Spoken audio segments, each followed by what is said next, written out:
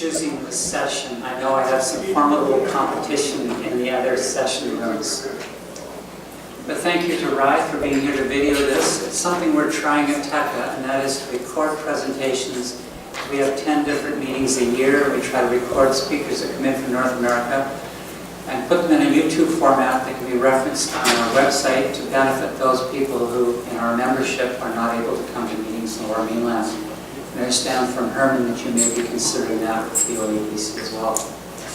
And thank you to Doug Payton, who's offered to step in here for a few minutes at the end and show us practically what he's been able to accomplish in Kelowna over the last 15 years or more. More. 1995. That's 21 years of doing heating inspection, something that we would, as an industry, would totally support. If you like what I have to say, tell Herman. If you have suggestions with this may be more useful to you, I'd love to hear them, and I'll be here till the end of lunch. I couldn't resist the lunch. I've been granted 90 minutes. I'm hoping to knock this down to about 60 minutes. I got a few slides, but I want to keep this as a very, very, very basic discussion on moving air, and in particular to heating and cooling this time, as opposed to where I work in our business, which is ventilation. The bottom line is that we are in a bit of a desperate strait in the heating business today, in that we have most jurisdictions no inspection, and the lowest common denominator, lowest price wins, and we're getting systems today that just are not living to their promises. So the title here was How Not to Strangle Your Furnace. And at the last minute I thought, well, and then bleed it to death, because we got some ductwork leakage problems that just make the bad situation worse. Why should you be interested? Well, the real issue is why now? Why is this not something that's been with us for 20 or 30 years? Well, it has been, but we've been able to bury it because we've had very, very forgiving equipment. But the bottom line is, and I'll get into it a bit more depth, is the new equipment, to be efficient, you have to scrub a lot more air across it in order to get the heat off it. And this is a good part of what makes them efficient and why we're able to get to the 90-95% with furnaces that we could not achieve before. Heating is in the building code, but it's a national model document, a bunch of sentences. It's grossly out of date, it's ugly to read, and it's really quite a sad state of affairs, and I can't blame you for ignoring its presence. And unfortunately, we as an industry, as TECA, who I'm speaking here on behalf of today, we're not really able to do much about our industry, because the people that are good, that Doug and I would have heat our own homes, are trying their best, but they're being so badly undermined today with unqualified people that they're just rendered non-competitive. So we have the bar being lowered rather than being raised. And it's a rather sad state of affairs. And we got to the point, even though we have a certified heating technician program in place, registered with the provincial government as a true trade apprenticeship, that we've had very little take up on it, because again, it's hard to convince someone to take the training, and take the time and invest in their career when it's not being required. So it's a chicken and egg situation. But I'm here today to get you, hopefully stimulate you to get more involved in the inspections of heating, because I'd like to show you some of the things that are going on that you may not be aware of, and that maybe will kindle your interest. Who is TECA? Well, for those of you who don't know, it's actually an amalgamation of two associations that began in about 1987. The Residential Hot Water Heating Association began in Richmond, where there was some serious problems with in-floor radiant systems. And that association was formed to clean up that act. And HVACI, Heating, Ventilating, Cooling Industry Association, was mainly brought to life to deal with ventilation issues when we adopted a national model document of ventilation, which is a complete joke. So we've had an independent ventilation requirement in this province since, and the last year has been a big learning curve for all of us. But we're here to serve the contractors, and that's what we're here for. We offer training, we promote, and that's what I'm here for today, is promote heating inspection. But we've always been looking for a safe, efficient system, but today, equipment reliability now is becoming more and more to the forefront, because if you put new equipment into a ductwork system that is strangling it, you can have equipment failures. And heat pumps are the classic equipment failure if you strangle ductwork. But we're starting to see furnace fan motors now fail from overload, as these intelligent, efficient motors are ramping up to deal with the restrictions of bad ductwork systems, and they're cooking themselves. And the cost replacement of some of these very efficient motors is between $1,000 and $2,000, which completely negates the efficiencies which they're capable of when they're put into a proper duct system. Our board of directors, I don't know if I'm horrified or happy to say, but they're really good people, but I couldn't believe it was 220 years of experience in this business, and we're dating ourselves a bit. We're going to have to get to the young ones, and this is our youngest, and he's been 13 years in the business.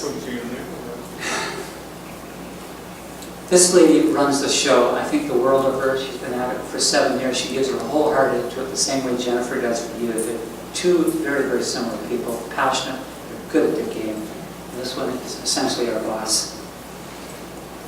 We do have standards in the industry. The difficulty is, for many of you, you're not comfortable in an area of heating and ventilating, and I hope today to make you a bit more comfortable in this topic, because it's not that complicated, although there's a lot of subtlety to it.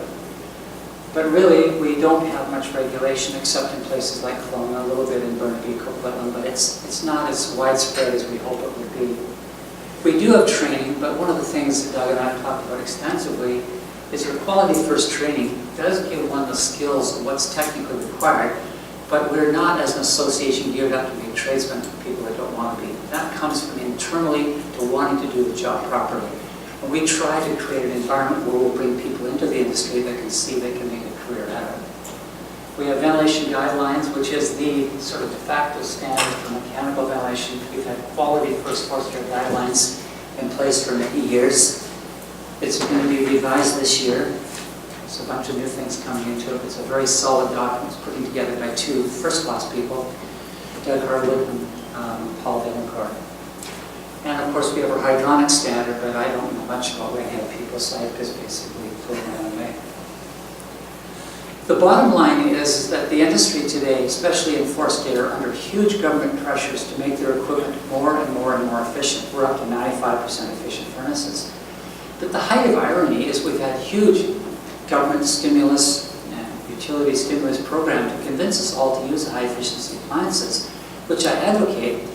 And yet we would say that at the average new construction, about 3/4 of the cost of installing a heating system is minor material, labor, and duct, which is virtually unregulated. So we're putting the screws to 25% of the job, but we're leaving in the Wild West 3/4 of the job, which does not fall under manufacturer's area because it's not a manufacturer's issue. So the most important thing we're dealing with right now is the installation part of it, which we leave completely dealt with. Kind of proud of the air side, which I do know about, our forestry guidelines violation. We would be revising this again. But it's this top one I'm going to be talking about today, because I'd like to introduce you to air and what it takes to move it. It's really quite simple fluid dynamics when you look at it that way. We used to call this course the basics of air, but it was one marketing screw-up. Essentially what we got is people who didn't know anything about air at all signed in and failed badly, so we looked like an ass. So we retitled it and made it the principles of moving air quietly and efficiently. We think is better in keeping with what it really is all about. And I'd like to give you a brief rundown on it today, because I think you'll be able to see the simplicity in it. And myself and Gary Milligan co-authored it. We're kind of proud of it, but we're doing a complete revision this summer. This young man is our latest board of directors member. He's a Red Seal sheet metal worker. He's now at BCIT in his first year engineering.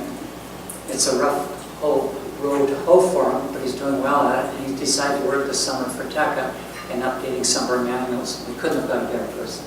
He's taught the principles of air, he's taught ventilation. Some of you people may have been in classes with him. Hugely competent. My presentation this morning has a very, very simple outline. I'd like to talk about happy equipment, because happy equipment means it's going to last a long time and work efficiently. But the code really doesn't deal with that. This equipment actually is really dictated more by the installation manual of that equipment, that there's not much you're going to know or need to know about the equipment. The happy occupant really is if we can keep Mrs. Smith happy, we can do so if we follow the distribution requirements of 933. And this is one of the problems we got in the BC Building Code in heating, is that it's traditionally, as you know, a prescriptive code, but we have one sentence just thrown into this prescriptive mix, which is performance. So how the hell at a rough-in stage are you going to determine that this house is meeting a performance specification when the windows aren't in, or maybe the windows are in?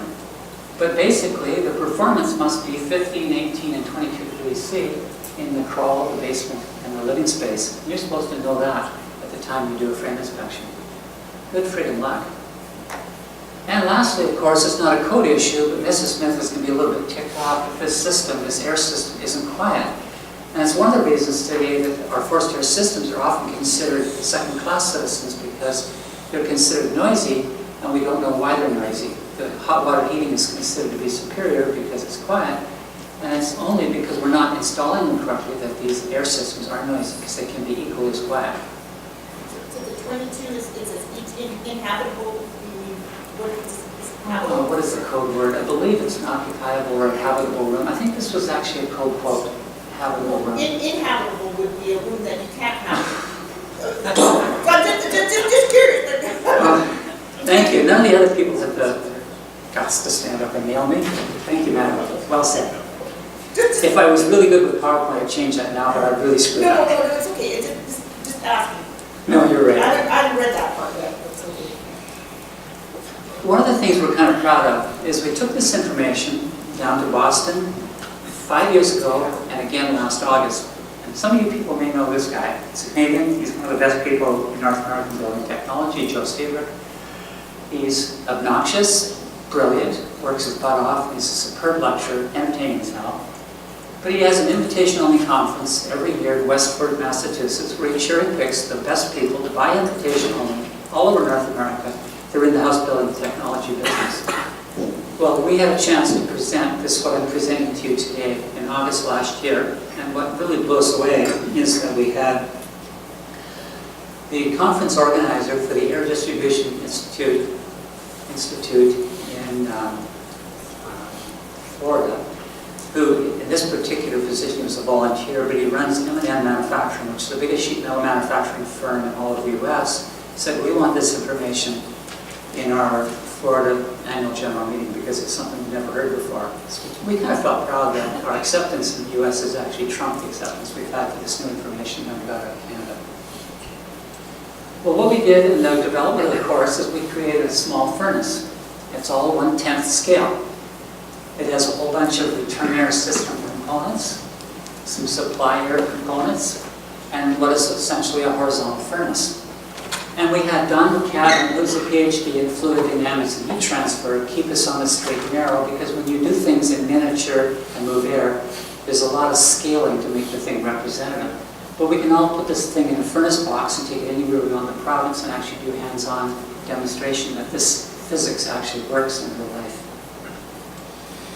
So the bottom line is we keep Mrs. Smith's equipment happy, we keep Mrs. Smith happy. The challenge today is that we don't get adequate space for equipment and duct, and we're not getting an adequate space or budget for the duct and the fittings. It's a big, huge issue. And the direct result for Mrs. Smith is excessive noise. And this is something that is easily overcome, but it's made more difficult today, and I'll get into the reasons why.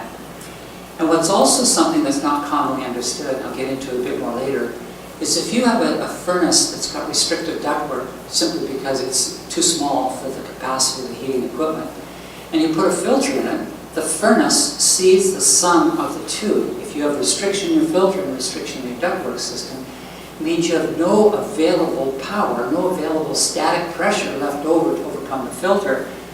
And as the marketplace demands better and better filtration, we're getting to the point of no return. We're not moving enough air through this equipment, and we're not meeting the manufacturer's requirements. In a heat pump, it's actually quite serious. If you restrict the ductwork in a heat pump, the compressor will work harder and harder. And when a compressor fails, it's actually quite destructive. You're into a couple $1,000s for the compressor, but you contaminate the entire refrigeration system. And this is a real issue leading to the failure of the second compressor and thereon. So it's a huge issue with heat pumps, and I'll get into the reasons why. In a gas furnace, we're wasting gas, we're running higher vent temperatures, probably a shorter vent motor life. But the real issue is the new, intelligent, energy-efficient electric motors in a lot of these appliances are intelligent in such a way that when they put them into a restrictive environment, they ramp up to compensate for this restriction, and they use substantially more electricity, and I'll get into that as well. 2 or 3 times what they should if they're ducted correctly. So a lot of the efficiency claims are not being delivered on in real life. Some of you people may have seen this before when I brought the cube into this conference. The bottom line, everything hinges on this cube. What most people don't realize is this guy weighs about 1/10 of a pound. And this has huge significance when you're moving air because the furnace today is moving between 50 pounds a minute and 150 pounds a minute. And that doesn't really mean much to you, but I thought this analogy might help you. This is a rock slinger, and if I was to extend the boom and stick this into a basement of the house that they're landscaping, I guess you could say, and if I put that into the basement and I had the operator run this at 50 pounds per minute to 150 pounds a minute, let's say 100 pounds a minute of rock, and you were down there with a wheelbarrow in the basement and having to deliver that 100 pounds a minute in proportion to every room in that house, that's what you're asking your furnace to do today. You're asking it to do a lot of work in moving something that has weight and viscosity. It's hard to move air. It takes a lot of power to move air. And if you restrict it, it makes it harder. Well, after a couple minutes of wheeling rock around this house, you're going to be bagged out and want time off. But if you put a furnace in correctly, in January, that furnace should be operating near 100%, which means it's doing this 60 minutes for the hour, 24 hours a day, because that's what a properly sized device is doing. It's matching the load.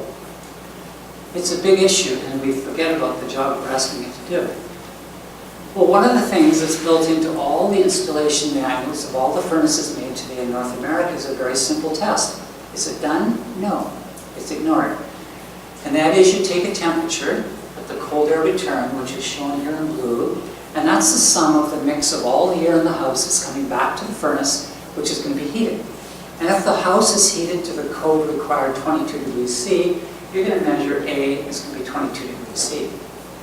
Coming out of the furnace in position B, although more correctly be a little bit away from there, you're going to have the temperature difference in how much temperature that furnace raises the air temperature to as a result of firing, whether it be a heat pump, gas furnace, oil, wood, whatever you want. And the difference between those two is actually required that you measure that when you install a gas furnace. But again, it's not being done. You're measuring the temperature rise because the manufacturer is demanding that the installer do that as part of his installation. And that installation manual is part of the approval of the equipment. So the equipment and the installation manual go hand in hand to the approval agency, which has granted the approval for that appliance.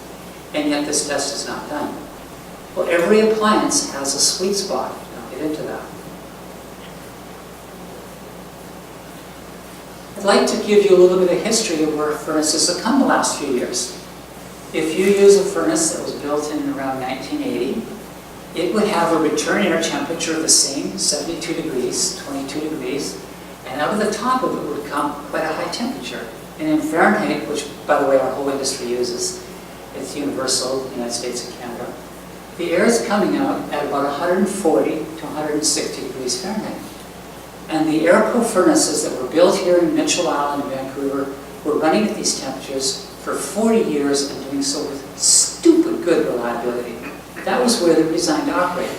So if you were to touch the supply plenum on that furnace, or even the forced air grill, it was actually quite hot. But that's where it was designed to operate. Electric furnaces always ran a bit cooler, but look what happens to these newer furnaces, which are now essentially a code requirement for new construction. And they have a fairly wide band of temperatures which they can operate at, but you can see the upper end of this band now is 60 degrees Fahrenheit, meaning that if you're coming into the furnace at 70, you add 60 to it, it's coming out at about 130.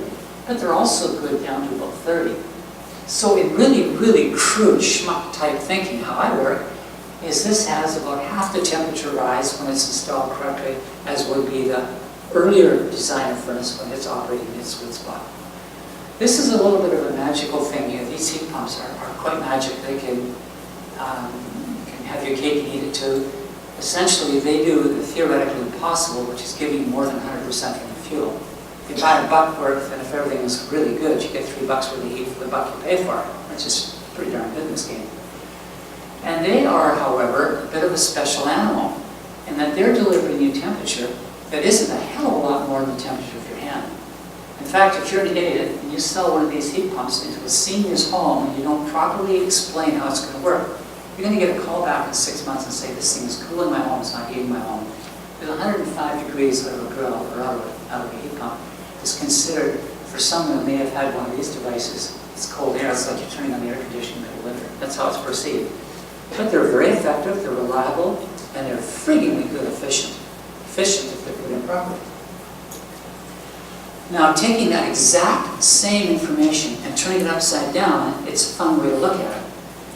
If I take a furnace that's built in 1980, and I want to get 1,000 BTUs out of it, into one room, for example, it tells me that I have to have about 12 cubic feet, which means 1.2 pounds of air every minute will carry the 1,000 BTUs, which is good for a small powder room that's on an outside wall. That's basically what it amounts to. A bedroom's usually 3,000 BTUs, small powder room outside wall, maybe 1,000. In other words, almost no air at all will carry a large degree of heating ability because it's coming out at a very high temperature. But then I take a look at the opposite extreme, which is a heat pump, and you can see that it's taking 3 times more air to be able to do the same job. So what happens if you take one of these heat pumps and you put it into a ductwork, either in a retrofit case or a new construction? If you put this heat pump into a ductwork system in a new home that may have been suitable for a 30-year-old furnace, you're going to cook the heat pump, and you'll pay a serious price when the compressor goes up in smoke. I'd like to use a specific analogy to carry this story a little bit further for you, and I think you'll be quite horrified at what you see. And again, this is something that we've made efforts through TECA to share with the trade, but there's a lot of people today that are not sheet metal trade seal sheet metal contractors, and they simply don't have a clue. But it's so simple, and this is physics. This stuff is non-negotiable. Someone at the HBO seminar said, well, where does this information come from? I said, the fan laws, which I'm talking about here, were developed 100 years ago. In fact, the entire contents of this course is 1930s. Disgustingly old. The black picture is an air-cooled furnace, and one of the more common sizes they had was just under 90,000 BTUs, and it's shown to be just under 5 feet tall, roughly 2.5 feet deep, and it occupies a width of about 1.5 feet. And that furnace had an input, in other words, it gobbles up gas at the rate of 85,000 BTUs. In other words, it's going to cost you probably something in the order of $1 an hour to operate. And out of that is going to be 80% worth, because these appliances are actually quite efficient. Of that fuel that you bought, you got 80% goes directly into your house's heat on a steady state condition. The interesting thing is if you operate at a sweet spot, which is this 85 degrees above that return air temperature, it took 730 cubic feet a minute of air, in other words, 73 pounds a minute, distributed throughout the house to do a good job of heating the house. And that appliance would do this year after year after year, make almost no money for our industry servicing this stuff because it was so friggin' good, and it would go for 40 years. It was just amazing. And it was operating against a pressure of 0.15 water column. Now, of course, what does that mean? Another one of these HVAC terms doesn't have significance.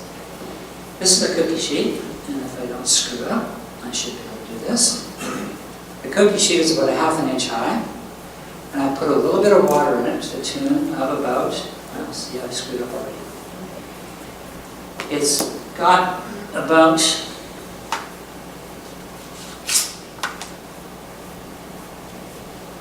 and this doesn't work right, about 1/10 of an inch. This is the amount of pressure that this furnace was designed to operate against. In other words, the pressure that's existing on the bottom of that pan, which is 0.15 of an inch of water column, is nothing. When you're in the hydronics business, you're talking about feet, 10, 20, 30 feet of head, which our circulators will operate against. But we have no ability to push against pressure, no ability to push against resistance. So this appliance was designed to operate against 0.15 of an inch, which is the pressure existed on the bottom of that cookie sheet to the tune of a little bit more than a 16th, maybe 60 thou. So 1.15, yeah, about 2/16 of an inch. Now, just at a random chance, we've taken a Lennox furnace, and all the manufacturers will have something very, very similar. But if I buy a Lennox furnace today that's requiring the new high efficiency, and I pick one that has exactly the same output, the exact same ability to heat the house, I got 68 grand over here, 67.9. This one, of course, has a slightly smaller input. Why? Because it's slightly more efficient, so it doesn't buy as much gas. This is going to operate at maybe 70 cents per an hour instead of, say, 80 cents per an hour. But look at this as a real cruncher. To see the quantity of air it takes in order to do it. Efficiency in a furnace comes from brute force scrubbing air off. Because what you're trying to do is you're trying to cool off the furnace, because the objective is to cool it off and heat your house with it. So if you're not moving a whole bunch of air across it, the thing is cooking its brains out and you're killing it. And this one here is designed to operate 50 degrees Fahrenheit, which is a whole lot different than the 85, and this is designed to operate at a little bit greater inches of water column. But 72% more air to do the same job. So you see the screw up if I put a new furnace into an old thinking contractor's new ductwork system or an old ductwork system. You can't just do a re-and-read, because you're going to end up today with something else happening. Well, let's take this to the next level and see what really does happen. The top lines show what we saw in the previous slide. We had our air cold that was 80%, our Lennox, which is 95%, and the difference is 72% in airflow. But guess what? The pressure went up by 2 times. So if, for instance, you put the new furnace into this ductwork system, which is a nice, low, quiet system, low pressure, quiet system, the pressure comes up to 0.44, which is well above that manufacturer's recommended pressure to operate at, what we call external static pressure, measured in water column. It's much lower than the tap pressure gauge in the car. It's really, really, really low pressure. But this is the cruncher. All these old air coolers were sold with 1/6 horsepower motors, and they worked literally 40 years. But if you take this new appliance, good quality appliance, and stuff it into that system, it now takes just short of 1 horsepower to do the job. Electricity is free. When it was, you just don't care. But today, you're paying a serious electrical penalty if you continue to think today like we did 30 years ago. It's a 4-fold increase in the electricity it took to do this simple job.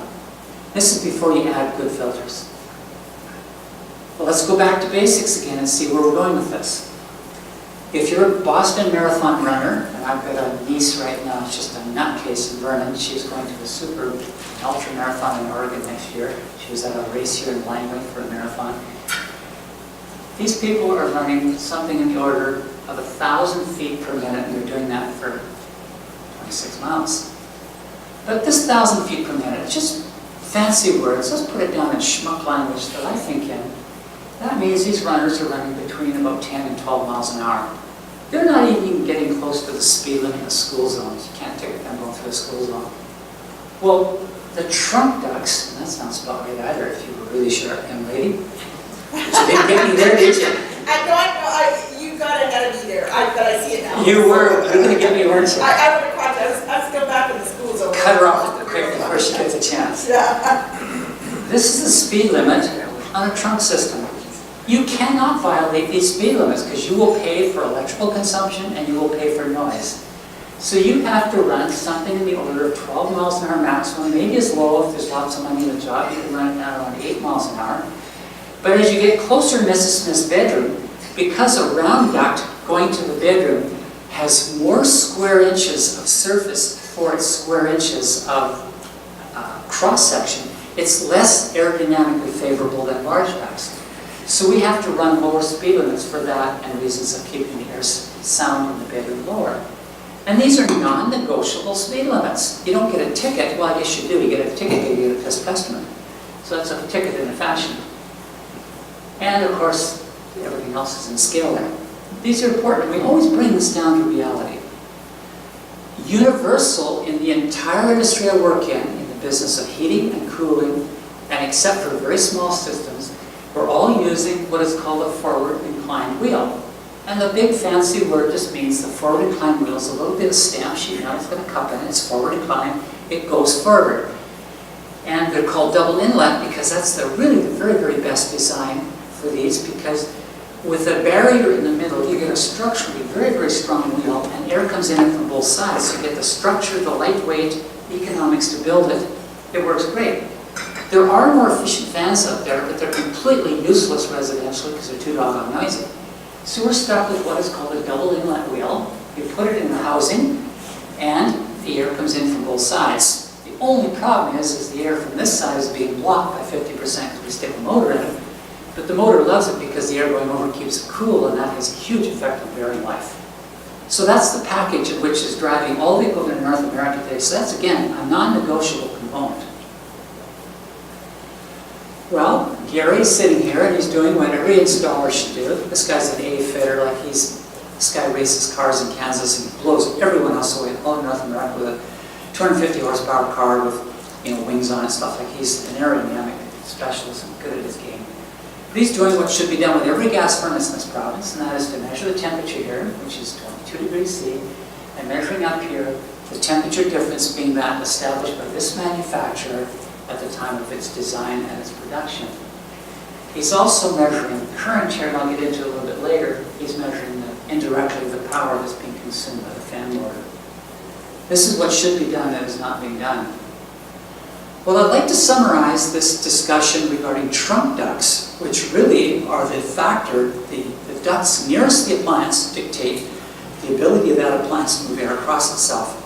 And if there's one single duct fitting that we've learned in the last 5 years that dictates almost entirely the ability of this appliance to move air across it, is what we call the drop elbow. And that's why it's labeled as a pig. Not that I'm against pork, it's just that it seemed like a good analogy. And that drop elbow is what comes with return air from the upper part of the building, makes a right angle turn, and goes into this furnace. If you're going to put your finger on one single bad thing we do in the industry, this is it. And I'd like to expand upon this for just a moment. If, for instance, you were to have a duct that was just, say, 8 by 14, 8 by 20, 8 by 24, 8 by 32. These are the standard sizes that come down from the basement ceiling, go to the floor, and turn a right angle into the furnace. And the length equivalent, in other words, aerodynamically, when you put air through one sharp turn, the air thinks it's gone through, in this case, 49 to 50 lineal feet of duct in the distance it took to go from here to here. And that's not the bad thing. But essentially what the furnace is thinking, that while it should be ideally in the middle of the basement, it thinks it's been displaced by 50 feet way over to one side because of all the extra duct. It thinks it's drawing air through in order to do its job, when in fact that one single fitting is the culprit. And the significance is just absolutely horrific. It's just amazing. But let's look at the physics of this because it's quite interesting when you look at it. And this next slide, believe it or not, came from Tubble and Bailey. It was ASHRAE research that was done in 1930. I mean, it's just deplorable. This stuff is all there and it's old. This is a cross-section of putting bubbles, very microscopic bubbles, into a glass ductwork system with a fan sucking here towards the furnace, and by strobing it, this is what they learned. What happened is the air is coming down from the ceiling, and there's a certain amount of turbulence at the start where it's entering the duct, but by the time it gets down 4 or 5 feet, it's more or less what we call clean air. All the streamlines are parallel, but you can see what happens at this part, and that's why it's labeled in red. It's called a sharp throat fitting. Yes, it's got a sharp heel as well, but look what happens to the heel. All these little eddy currents here give you a nice little cushion so that the streamlines actually form a radius heel for free.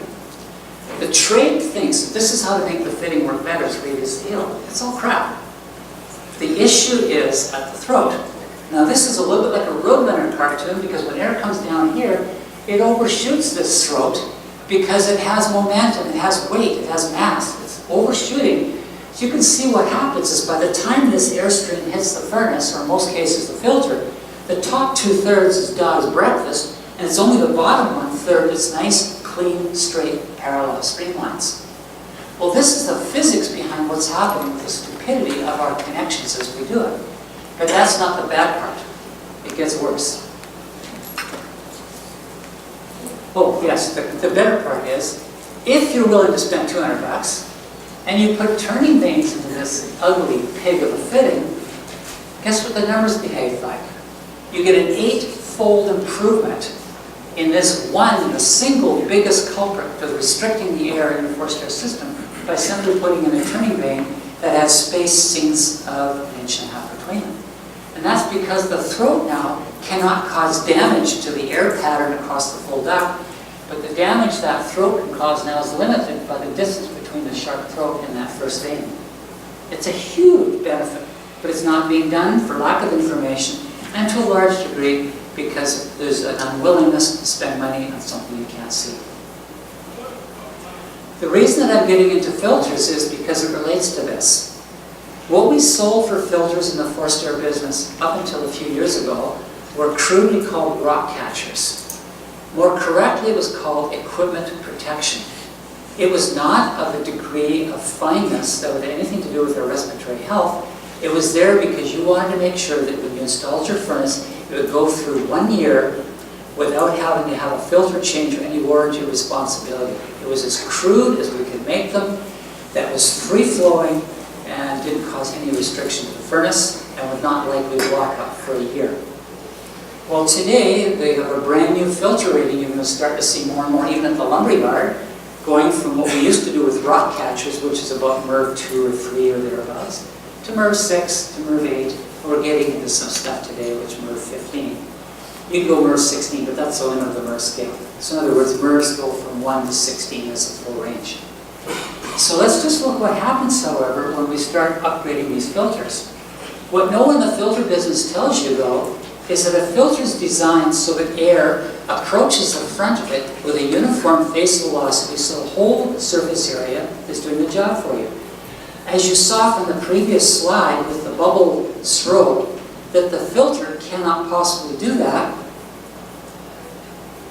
because what's happening, a filter across here now is having twice the velocity through half the section, which means 2 or 3 or 4 times the pressure drop, the static pressure drop, or what we would call the restrictions imposed by the filter, more so than the manufacturer, resulting in us not being able to use that filter very long before the combined effect of this ugly fitting, a pig of a fitting, and a misapplied filter combines to leave you with a furnace that's getting to be strangled. It's not good for the furnace. If a filter's been used correctly, you will see dirt uniformly displaced across its full area. That's how the filters are rated by the manufacturer. And if you have a MERV 15, you can see here, you can see light through it. This one doesn't look that dirty, but the light doesn't come through it. And the next slide shows what's happening. Is that these fine filters today capture so much fine stuff, this one actually completely shut down the heating appliance simply because all of the micropores were completely blocked. And even though there's a vast degree of surface area because the pleats are so tight, it's essentially shut you down for no heat call. It's a real issue. This is one that's sort of dear to my heart. This is my sister's house in Bridge Lake. And I suggested to her, because she has no natural gas, there's no inexpensive heating fuel there, she bloody well better build a house that's efficient. And I said, put one of these cold weather heat pumps in because it's a dry climate, it's conducive to heat pump operation.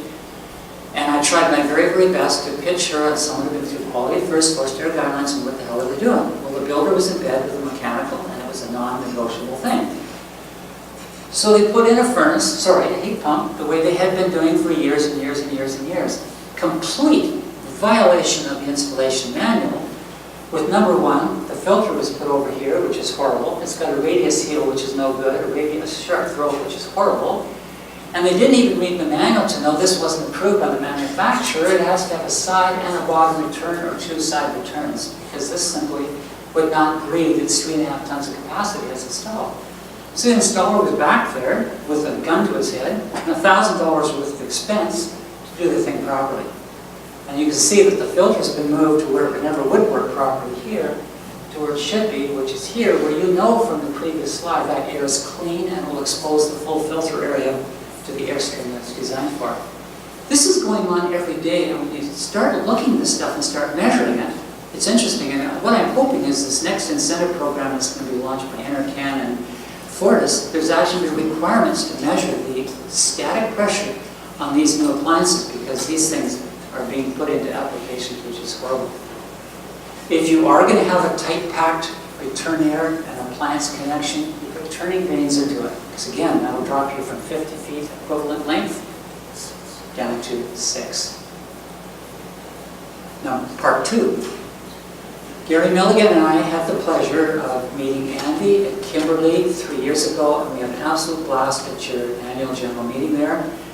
And at the end of it, we're sitting around just talking, and Richard Lucia, your EO, came up to us, and we had an absolutely delightful afternoon walking up and down Ski Hill. I think the world of the guy. He's really a very intelligent, fun person. He suggested that the work that we needed to do, which was investigating these heating system problems, could be delivered to HPO, possible funding for oval fitting losses. And it was really, really very appropriate. Thank you, Denise. It was very appreciated. Well, what's happening right now is that the ability to move air across your furnace and get it to operate cleanly and efficiently is mainly determined by the big trunk, the return duct and supply duct. But Mrs. Smith doesn't directly know that. All she's cared with is we get enough air to her bedroom. Well, we have some serious problems going on right now to getting air to her bedroom when the code no longer is allowing us to put equipment overhead. We're essentially having to put the basement and chase up a partition wall to get to the bedroom floor. We don't have much in the way of interior walls because the interior designers today are basically designing our HVAC systems, which is completely wrong. We can't use exterior walls. Our branch ducts, they are undersized, too long, too full of fittings. By the way, a fitting is a piece of sheet metal that changes the direction of the airflow. We can't put equipment in the attic. By and large, the equipment doesn't care about a restricted branch. But Mrs. Smith does because she's raising her butt in the bed in the wintertime. What we did is we put together a committee, and it wasn't a typical research committee. We put people on the committee that know what the hell they're doing because they're actually fighting the real world installing heating systems as well. We had 2 red seal sheet metal tradesmen. Gary Milligan is this A-fitter contractor. Loris runs the entire manufacturing facility in Langley, and Langley's Echo Manufacturing makes most of the sheet metal that goes into Western Canada. So they have a huge interest in learning what we wanted to know. Don McAdam is our mentor that is really good in fluid dynamics and heat transfer. And myself, we just put together this committee and said, we got to find out something. Well, what we learned is rather interesting. If you take branch ducts, years ago we would use round duct for branch ducts. Round duct is your theoretical perfection because you're enclosing the maximum square inches with the least amount of surface area. Air loves round ducts. Straight round ducts are the best thing since sliced bread because it's clean, it's low pressure drop, it's easy. But there's what they call equivalence, and equivalent is defined as how closely does this come to being a round duct as far as the air is concerned. And when you get into other shapes, you have to add square inches to compensate for them being geometrically less favorable. The 3x10 has been the workhorse to come up partition walls over the years because that was the old school, very good way of doing it. The new thing that's coming up, however, is oval duct, and that was the purpose of this whole study. That was because it fits in a 2x4 wall. It fits into a 2x4 wall, and if we had our space, we'd use round duct, we'd get shot. Since we don't want to get shot, we use something that will fit within the 3.5 inches and still give a bit of room for the electrician. But here's what happens. If I take a piece of 6-inch duct and I stomp on it, I actually get a 6-inch oval. And that's this guy here. But what I'd like to do is show why this duct is now equivalent to only a 5-inch round. So when I stomp on the duct, I'm buying the same amount of metal as came in this piece here, but I'm getting the performance of a 5. And this is how it works. It's really simple. I start off with a 6-inch piece of round duct. I finish up with a 6-inch piece of round duct. It's got the same label. It's 6-inch. It's sold as 6-inch oval, but it behaves as though it's 5 inches round. So I've lost a huge amount of capacity by the simple fact I stomped on it, but I paid as much for this as the round duct I started out with. There's no saving in metal. So the numbers are rather interesting. The 6-inch round duct has 28 square inches, a little over. It's 6-inch actual, and its diameter equivalent is 6 inch. That's how the air thinks it is, 6-inch duct. When I stomp it onto a flat oval, I knock it down to 21 square inches, which mathematically is 5.2 inches of diameter equal, but it's only 5 inches of equivalent because the edges of the oval are not as free-flowing as the middle. In other words, I've taken a hit twice for doing that. So Echo was very generous. They take an entire truckload of sheet metal from everything we could possibly ask for, big pickup truck full, dumped it off to Don McAdam's garage in North Vancouver. He spent almost a year and a half of finessing this. Well, as you know now that a branch duct should probably be moving at 2 or 3 or 4 or 5 miles an hour. So what we did is we ran tests at 2 miles an hour, 4 miles an hour, 6, 8, and 10. So you fully bracket the speeds that we would use residentially. With great instrumentation, we're able to actually end up finding out how it worked. Well, guess what we learned? The oval duct isn't the problem. That's what is beginning to register on the part of the installers today. Oval duct isn't what you think it is, but that ain't the problem. Now, for a basis of comparison, anytime you want to do research, you want to go back to something you know. The old school way of running duct between 2 floors, if you had a choice, would be to use round duct. So you have a 6-inch round duct that's 2 or 3 feet long because you want to have straight enough section that it flows nicely. And you got a riser that's 8 feet or 10 feet tall. New houses 13 feet tall, an elbow at the other end, and we have it long and straight enough here to give you the effect that you don't create a confusion of effect with an exit loss. And what we did is we were able to find out with great accuracy that this was 34 feet of equivalent length. Well, no surprise, because we knew historically, 100 years ago, that an elbow was roughly 10 feet. We've got ASHRAE documents way back to the 1920s that show an elbow was roughly 10 feet in the diameters we're referring to. So when we ended up with 34 feet, it made us go, gosh darn, we're not too bad, we're pretty good at this. Well, let's start comparing all the rest. Because this, of course, is not marketable because, as Conrad says, you're not going to have hope in hell of getting a 2x6 wall in the middle of a house today to run a ductwork. The next thing we did is go back to the old school method of a 3x10 duct. Same test standard, absolutely everything was mimicked. And it was 44 feet of equivalent length. There was a penalty because, remember, when you're doing this, there's 2 things happening. You're going in a transition from a round to rectangular, so there's a pressure drop occurred in the change of cross-section. Plus, this is called a fitting because it's a change of direction, and that has a penalty in that there's restriction incurred in changing direction.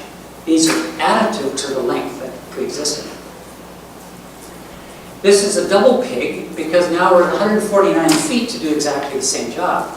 In other words, going up that wall using this choice of fittings has resulted in 5 times restriction that what it would have done if we'd been able to do it in round duct. 5 times. So you think Mrs. Smith is going to get a cool bedroom in the summer and a warm bedroom in the winter?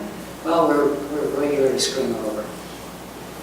Well, unlike most research projects where you expect for something in the order of $12,000, $15,000, you'd expect 100 pages of paper. Well, we're very, very proud of the fact that we got it onto 1 page.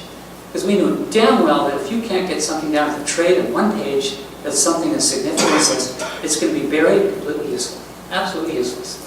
So what we did is we took the 10 general versions of this and all of its permutations and combinations, and we have the entire result all done according to, with Sean Allen at ECHO, with SolidWorks, and put all these drawings together. You'll never get them anywhere else in North America. And the results of Don's work for a year and a half were tabulated in 1 friggin' table, and it's all there. It's trade friendly. And if you happen to be a thinker, you can go through the protocol, which is isolated, identified in this following sheet with the individuals involved, to give you a little bit of confidence what came to the numbers on the first sheet. Okay, now in quality first 4-star guidelines, because this is a prescriptive standard written specifically to make it expectable and enforceable, there are tables. And there are tables that say that out of a 6-inch duct, how many changes of direction you have from the furnace bonnet to Mrs. Smith's bedroom will determine how much that one branch will get to her bedroom. Well, as I said, that this is a big issue. This is 100 CFM, cubic feet a minute, 10 pounds you'd normally get out of that duct, but you can see it gets derated rather quickly if you start adding fittings. Well, right now, that this fittings is 4.5 fittings. Well, actually, I think it's the next slide that shows that better. Yes, thank you. I'm pretty smart, aren't I? Okay. You can see that the 6-inch round, the 2 fittings and everything all together was 0.9 of a fitting. In other words, these elbows are so good they only count as half a fitting. But here we have 4.2 fittings, meaning to say the air is taking huge punishment and going the same direction. So what's happened then is that if you had a fitting, number of fittings, the simplest house is usually a 4-fitting table, but we're adding another 4 or 5 fittings. We're way beyond the end of this table, and probably if you go up the wall like I described, you're probably sitting at 8 fittings or 9 fittings, and It's only my guess that you might be 65% of what you thought you were going to get. It's just nuts what's going on. It's one of the reasons that I've got a real soapbox issue right now where everyone's seemingly enamored by the idea of F280 as a heat loss method, which is the new version, 2012 is better. But we're going down the complete wrong path trying to hone our heat loss to the last lousy BTUs, and we don't have a hope in hell what we're doing with the ductwork from these systems to get them to the rooms of our choice. We've got to start putting the important things first, and that is getting the air out of these appliances and getting it properly distributed. The last couple comments I got on ductwork system is I think you'll find interesting as well. And essentially what happens is all the work that I've done previously in the trunk ducts and the branch ducts is assume no leakage, because if you factor in leakage, it gets very, very complicated to model and make it reproducible. But what's happening today is the ductwork leakage is just absolutely ugly what's going on in our business. And to use an example, this is a really well-built sheet metal elbow. It's got 4 pieces, 1 piece, 2 piece, 3 piece, 4 piece. It's called a 4-piece elbow for obvious reasons. It's got 3 doors because you like the adjustability when you install it. And in most cases, there's a joint where it goes to the next piece of duct, a joint to this piece of duct. The interesting thing is, and I'll show you a little video, what happens to these things. And this is just one, by the way. I don't know how many go into a house. 10, 20, 50, 30, 40? This guy's a pro. You're a bit steel sheet metal worker too right now. Yeah, that's exactly what you should be. You should be inspecting heating systems. Yeah. So the real issue is today, we've not brought in leakage to this discussion once. And in Canada, we don't give a shit. The thinking being, from NRC on downward, if the ductwork system is in our house, we don't care. But of course, this doesn't work. I've learned a long time ago, you fart in a can, you exhaust that can, and it's leaking in the ductwork, it don't work. The other thing is that if you try to size right, and you're going to put 3,000 BTU, in Mrs. Smith bedroom, and you're losing half of it en route, that doesn't work either. The only reason that we haven't had flack too seriously within our industry is because we've had a cushion a bit of oversizing that we're at risk right now of losing without doing the other things that you must do simultaneously to make this right sizing work. So don't go down this right sizing direction until you get the rest of your ducks in a row. The real answer is leakage does matter if you right size your equipment. If you care about heating and cooling specific rooms, and you care about ventilating in specific rooms. If you don't care, don't worry about it. Right size and take your lumps. This was something that we had a hell of a lot of fun with. We bought a theatrical smoke generator about 10 years ago. It sat on the shelf at our company for about 8 years, so we didn't know what the hell to do with it. Because it sounded like the right thing to do. Over the last few years, we've had an absolute blast with it. We can smoke up a house testing ductwork to the point where we've had some risk to the neighbors calling the friggin' fire department. Anyway, we put the smoke out of these things right into a fan, and you can put a small degree of pressure in the ductwork, and you'd be amazed what you learn. I just found out from my secretary here just a few months ago. Find a piece of paper, which I'm a disorganized slob. But the numbers she gave me were really kind of interesting. In the last, since 2008, 2008 when she started working for us, we've actually done air leakage testing and ventilation system. I think it was about 428 houses, all in the last years, and we've probably done another 500 before that. So I feel a fair degree of confidence when I show you what I'm just next going to show you. Now, this was kind of fun. It's a little wee bread pan, and there's a fan over here putting smoke in it from the smoke generator into the bread pan, and there's an elbow sitting in here. And you can see the little wee tuft of wool on those 2 elbow doors. If I don't screw up, I think I should make this work. Here we go.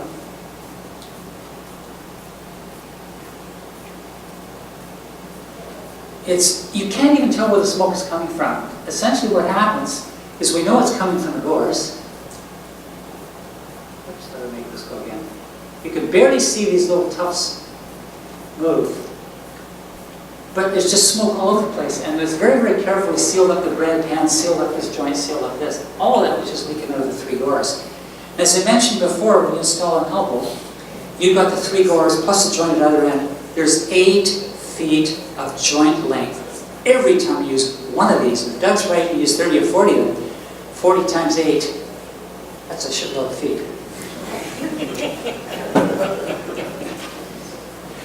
Just as an aside, we've been testing ductwork ventilation system, I mentioned, and we're generally running between about 20% and 50%. And it's very, very practical to get down to 10%. You can't get below that and be economic. But anyone today who thinks that a ventilation system is good at 50% is just deplorable. And if you don't test what you're getting, it's a painted duct system, you can see it, nothing but you can. Oops, I'll go back to the sheet. Where is it? Look at that. This is it. No, so it's the beginning. See, I told you it's a klutz.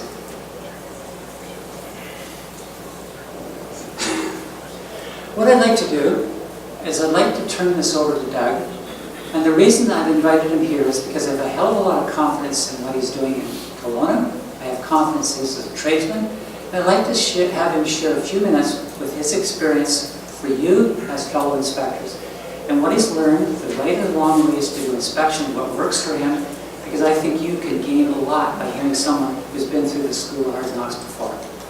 Doug, it's a real pleasure. Hello everyone, I'm Doug Patton. I don't think I need a mic. Do the guys at the back agree with him? Need a mic? No. All right. So just to give you a little bit of history, I am a Red Seal sheet metal. I did have a heating and air conditioning company in Alberta. Back in 2000, I started with the City of Edmonton as a heating inspector. From there, I worked my way through, and I was Chief Mechanical Inspector for the City of Edmonton before I came to British Columbia. So at the time in Edmonton, I had 13 HVAC inspectors and 14 plumbing and gas inspectors under me. And our HVAC guys, that's all we did was HVAC. We would go in, we'd take a look at the systems, right from the rough-in stage to finals, we did the inspections through it. So when I came to British Columbia, and I came to Kelowna, I was very fortunate because Kelowna is one of 6 municipalities in British Columbia that we do our own gas inspections. With that, our gas guys were all TECA certified and we're doing HVAC inspections. So what we did is, over the last 6 years, we just refined how we were doing our inspections on the HVAC side. And I came up with checklists for our plumbing and gas guys. So when we're going into the new home, especially at rough-in stage, one of the first things that are submitted by the heating contractors is their heat loss and duct and their heat loss calculations and duct designs. We ask for those prior to an inspection. The guys do review those to take a look at the duct sizing, take a look at the furnace sizing. One of the things that is so much different from back when I did it is, as David was talking about, was the static pressures. Back in the day when we looked at it, we would take a look at a 6-inch pipe and we'd use our ductilator. Ductilator would say, well, 6-inch pipe at 0.1 static is 110 CFM. So when we looked at the duct designs that we were looking at, we would take on the heat runs. We would add up those numbers. Basically, that is what your fan would be set at for the distribution of the air. Then you would check your return air to your supply temperatures, which is your temperature difference, and that would give you between 35 and 75 degrees, and that's the temperatures in which was the opportune operating temperature of the furnaces.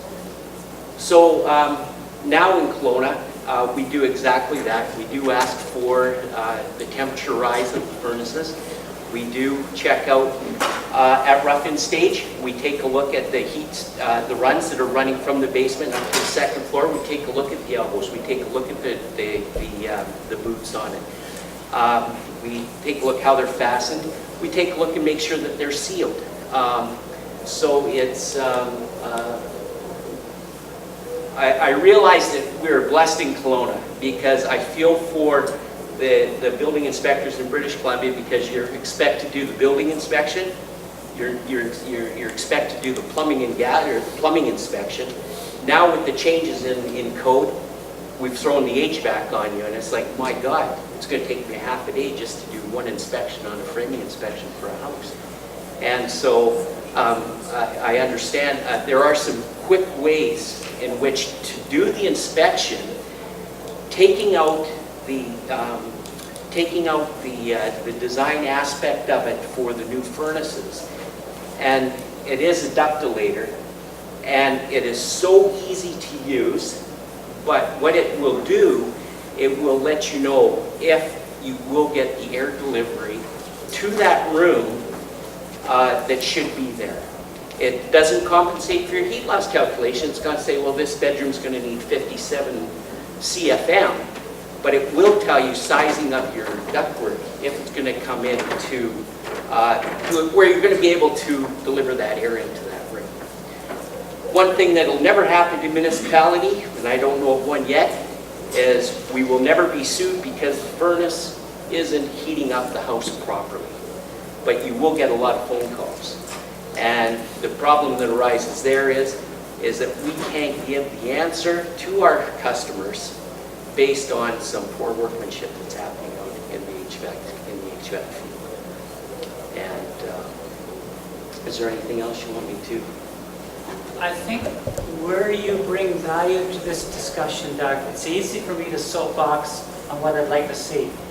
The difficulty, I believe, for every one of you sitting here is to jump into our industry and try to provide somewhat of a level playing field. And that's why I lean on you as what practically works for your crew. Yeah. Now, I do have our inspectors, we do have the checklist that we have when they go through the inspections. And if anybody wants those checklists, I would have brought them, but I didn't realize till You just got cornered on Sunday night. But you're more than welcome to send me an email and I'll send it to you. It's dpatton@kelowna.ca, and I'll send you the checklist that we have for rough-in, for ducting, and for finals. And you'll find that the checklist is not that extensive, but what it will do, it's going to raise the bar just a little bit for the installers that are working within your jurisdictions. Because one of my pet peeves is that there is no bar, so to speak, where the guys are going out, they're installing these heating systems, they truly do not have an idea in regards to what David's talking about. And if we can just get the bar raised a little bit in regards to the type of installations that are there, it's going to make our lives a lot easier, a lot better. But you know, especially in the northern part of the province, it's far more. You know, ours is a cooling load down in the Okanagan. Northern, you know, where you're talking your heating loads, it makes a huge difference. And if we can just get it raised, and like I say, I've got the checklist. They're very simple, I'm more than pleased to, if anybody wants it, I will send them over to you. Yes? Is this, these inspections, are these being done as a separate inspection by, say, a gas inspector? Or is the building inspector taking all of this on himself, or? No, see, in Kelowna, that's where I'm very blessed because we use our plumbing and gas guys to do our HVAC inspections. And we put our plumbing and gas guys through the TECA course, so our guys are all TECA certified. And yes, that's what I'm saying. We haven't put it onto our building inspectors, which a lot of the municipalities are overloaded already, but they've loaded onto their building inspectors. So these plumbing and gas inspectors are going in before for any inspection when the mechanical equipment's all done. They're checking the furnace venting, the duct sizes, and elbows and everything are right, and then the building inspector comes in after? Absolutely. Our building inspectors will not pass a framing inspection until our mechanical is all done. Now, as a possibility for those of you who do not have gas within your inspection jurisdiction, you know, if you're big enough and you can have one person made your champion of mechanical, our industry is willing to pay for permitting. You could have one person assigned, trained, brought up to speed to do the job. Our industry would welcome independent third-party inspection as long as it's qualified, going out there to determine whether this is going to meet the requirements or not. One of the things where we do fall in our industry is furnace replacements. So you take a furnace replacement, there is no municipality right now that requires a permit for furnace replacement.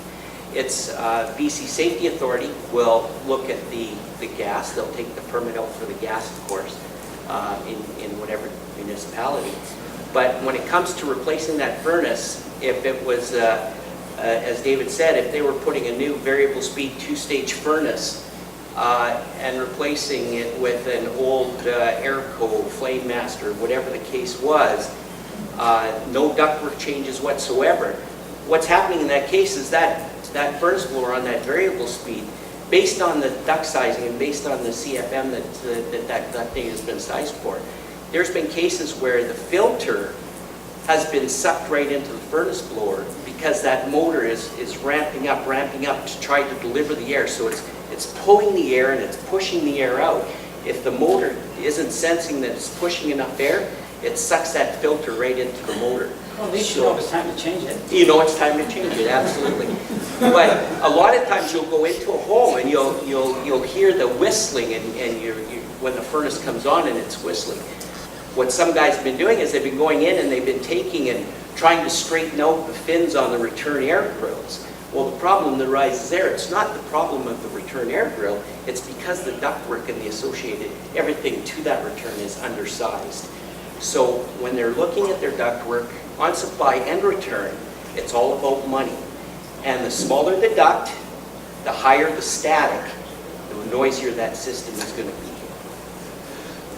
So when you replace, you're doing a furnace replacement now, the duct should be getting bigger, correct? Based on the CFM that's required, right? So your new furnaces now, like David was saying, your old furnaces put out maybe 700 CFM when you had your belt-driven blowers, right? About 700, maybe even a little bit less than that. You get into an 80,000 BTU furnace now with a variable speed blower, you could be looking at up to 12 to 1400 CFM. So what happens, and these guys, I don't know, you guys, have you heard of, not to knock, Simply Green? Simply Green is a company out of Ontario that is selling furnaces door to door, and they're going in, but what they're doing is they're leasing them for 5 years. Well, these guys they don't look at the ductwork, they've just been putting a furnace in, and they're failing miserably because they're putting in oversized furnaces that are putting so much air into the system that people are complaining there, well, I have to turn my TV up when my furnace comes on. But it makes sense because the ductwork is so small, they're trying to put in so much air through that ductwork that there's a failure. So, in Kelowna, then, when you guys, you said you're doing inspections for new Yes. furnace replacements? Yes. Would you do like the ductwork covers the finished basement, and then the drops are all in place, now the guy needs a larger ducting? What are they doing? Are they putting that in? Like that's going to be a big expense. It does. So basically what happens is even on a furnace replacement, we're getting the duct design and we're getting heat loss calculations for that house. Because maybe at the time when that furnace was installed, it might have been 100,000 BTUs, right? So based on the new technology, the new furnaces, they might be able to go get away with 60,000 BTUs. So it's going to be based on the equipment that is required for the house based on the heat loss calculation and the duct design. And you just hope that the ductwork is adequate for the new appliance when you size that to the load. Because you're serving a bunch of masters, you're trying to keep the house warm, but you're limited by the fact that ductwork may in fact limit you. And yet the public perception heating system is when I turn the thermostat on in the morning after a setback, I want instant gratification, which is exactly diametrically opposite of what proper sizing, which keeps it warm in steady state condition in January. Yeah. By most of us in the room, when we were smaller and our furnaces came on, we had that special heat register in our parents' house that we would stand on, and the heat register was nice and warm, and yeah, It you know, blows up your pant legs. It feels really good. yeah, it was great. You'd warm yourself up. Those days are gone because we just don't get the heat coming across the heat exchangers anymore. So whenever I have a complaint and I'm talking with people about their systems, I tell them it's a cold heat because it does what it has to do to maintain the temperature within the house, but you don't get that the nice warmth that's coming off of it anymore. It's it's a good just word. not, it's Cold heat. cold heat, it's just That's a not good one. possible anymore. I've Yeah. checked with Don McCadam, my thermodynamics master on that one. But one of the things, Kelowna, we are trying to do is we're introducing a mechanical heating permit. What that permit's going to allow us to do is expand not only for furnace replacements, but also into rooftop units. Now, Kelowna, we can do inspections up to 409,000 BTUs. BC Safety Authority takes on after the 409,000. But the problem that we're finding is rooftop units are being replaced in our municipality. The permit is being taken out by BC Safety Authority, but there's no building permit, but there's ductwork changes that are happening within these buildings, and we're not seeing them. So one of the things that we're looking at is incorporating geothermal, forced air, solar, radiant heat, all under a mechanical permit bylaw, so where we can get. Are you saying that if you go around the city, you see everything is being bricked down, but despite that, you still have a large stock of old, not old, but 30-year or so houses that have furnaces that are totally outdated, less than, I don't know, 60 or more efficiency, and people would like to give the better, back for the buck, so they replace the furnace. But if you don't touch it, are you saying they're just wasting a few $1,000? No. If they can, what's going to happen is the contractor that has pride in what he does is going to size that new furnace to the dwelling unit, dependent on age, right? So instead of going in and saying, oh, well, there was an 80,000 here now, okay, Conrad, we're going to pick on you. You got 100,000, you got a 35-year-old In the old furnace. time, they put 175,000 on it, even Pickering, because that's the only way they did size the furnaces. Didn't matter what the size of the house bigger is was. better. Just put the biggest one in that you can get. Exactly. But the problem that arises now is that we can get air to those areas in those homes that when we were pumping out 700 or 600 CFM with a belt-driven blower motor, we couldn't get the amount of air to those. So we oversized our systems. We had, our heat, we're steel heat exchangers compared to aluminum heat exchangers. If you remember when you looked at the heat exchanger, that thing just plugged up the heat, and that's how you distributed your air, right? So, Mr. Blue, you had a question? Yeah, the last couple of weeks I've noticed when I do final inspections in residential homes, most of the furnaces now are high efficiency. They either have an open combustion air intake, which means you have to bring combustion air into the furnace room, or they have their own independent combustion air and exhaust air. And the combustion air intake is, look at the top of the furnace like this, it's just a round opening in the top. And I've noticed on several occasions in the last few weeks, one, I was looking where's the combustion air intake on the furnace, and I lifted up the furnace manual, it's underneath, right? So I'm just wondering why they're not consistently putting like a 90-degree bend on that intake so it doesn't get locked. Now, and what would be effective if it is locked? now your manufacturer's installation instructions, of course, take precedent in regards to that install. What you would like to see is you would like to see an elbow, or you would like to see a piece of pipe put in regards to that so that it couldn't get plugged on. The other thing that, when they do want to draw the combustion air out of the room, then a secondary combustion air has to be brought into that furnace room for combustion. You can't use the air within that room for combustion without bringing additional outside air. From See, there. safety has been achieved, because if the appliance was fired up while the installation manual was blocking that intake, the appliance would lock out. So that potential deficiency could cause a shutdown, a service call, but it would not cause a health safety issue. One of the big things you're also going to see in the new homes is you're going to see zoned systems, right? So you're going to have one furnace, and off that furnace you could have like 4 separate trunk lines coming off with zone dampers. The problem that we're finding is that the ductwork, the furnace has to be sized to heat the dwelling unit, right? So what we're finding is that the zone system is over exceeding the capacity that the furnace can even put out. So if you're talking, you know, even 1,000 CFM, but you've got 4 duct lines coming off this, and each zone is asking for 700 CFM, there is just no way that that furnace is going to be able to heat or cool that house. And of course, the story you know, well, not all the zones are going to open up at the same time, which is true, but the system is not being designed as per what the code is requiring. If you zoning, you got to be careful, because the converse can happen. If your smallest zone calls and you don't have the smarts in your plants, and you put too much heat, you're not going to get rid of it through your small zone, so everything I talked about will hit you from the opposite side. You play with zoning with forced air, especially with heat pumps, you got to be smarter than the average turkey, it'll blow up on you. That's where you're going to find where they're going to have a relief damper on that could be like 10, 12 inches round. And so when the smallest zone comes on, all of a sudden you're pumping, you know, 1,500 CFM back into your furnace room because the damper's opened up and it's relieving that air. Every bit of that's real.